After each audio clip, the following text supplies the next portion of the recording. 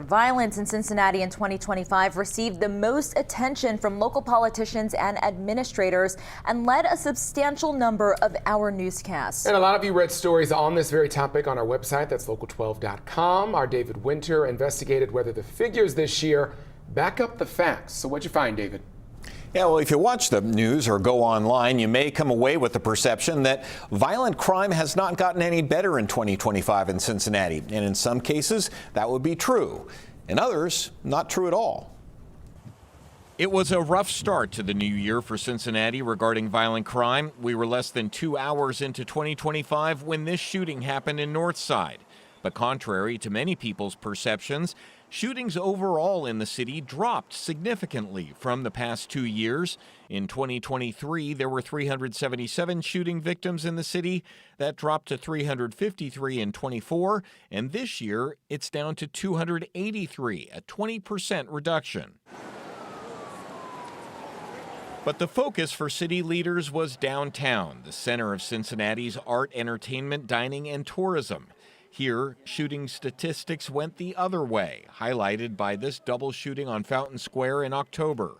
Shooting victims downtown doubled in 2025, erasing gains made from 2023 and confidence in downtown dwellers. I would be very concerned about my future safety, and I will probably also be cautious of going out at late night. That perception not helped by the massive brawl downtown earlier in the summer. Those crimes, combined with others downtown, led to Chief Teresa Thigi being put on paid administrative leave pending an investigation into the effectiveness of her leadership, even though violent crime overall downtown only went up 0.5% from 2024 to 25.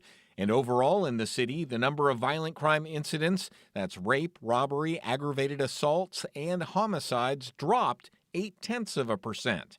The unfortunate conclusion we have to reach from these facts is that she is being used as a political scapegoat and a political pawn. But one statistic that did not show improvement in 2025 is the one that gets the most attention: homicides. Popular OTR business owner Patrick Herringer was stabbed to death in his home in June.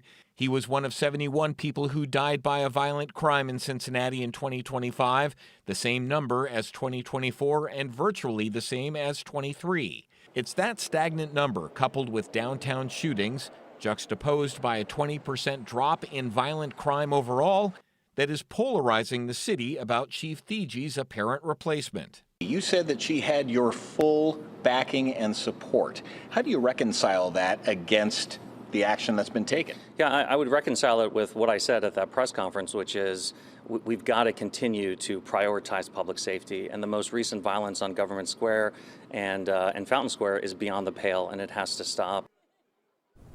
And if it seemed like there were more officer-involved shootings in Cincinnati this year, you would be right. There was only one in 2024. In 2025, there were 3, with the shooting and killing of Ryan Hinton in East Price Hill getting the most attention. Morella? I'll take it from here, David. And the officer-involved shooting of Ryan Hinton led to his father, Rodney Hinton Jr., allegedly running over and killing retired Sheriff's Deputy Larry Henderson. Hinton's trial is scheduled for April.